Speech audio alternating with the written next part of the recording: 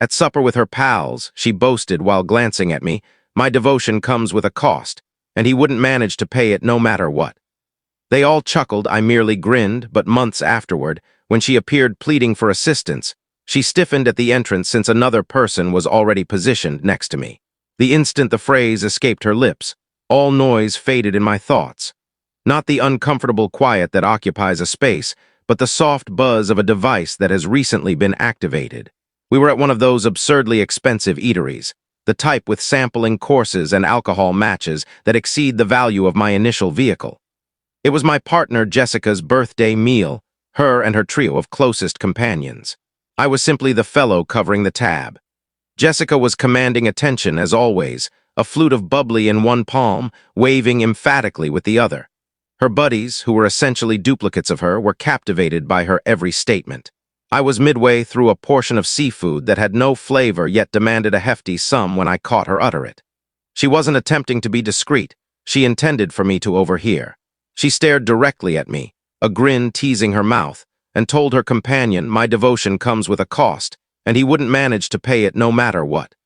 Her companions burst into giggles, that shrill artificial titter that indicates they're part of the gag. And the gag I grasped in that moment was myself. For the previous 12 months, I had been financing this way of living, the urban apartment, the rented high-end automobile, the branded outfits, the constant morning meals. I operate my own programming firm. I succeed, but I'm not foolish with my finances. I'm reserved about my achievements. I believed I was committing to a partnership, to a tomorrow with somebody I valued. She viewed me as a mobile cash machine with inadequate resources. I didn't respond. I didn't become furious. I didn't create a fuss. That's what she desired. She desired me to become protective, to debate, to demonstrate her error.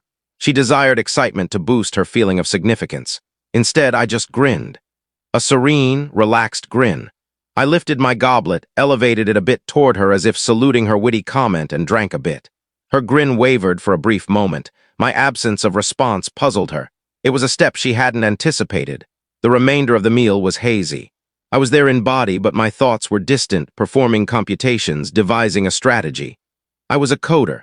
I construct frameworks, I detect flaws, and I eradicate them. My partnership, I understood, was a framework with a vital, fatal flaw. It was time to retire it.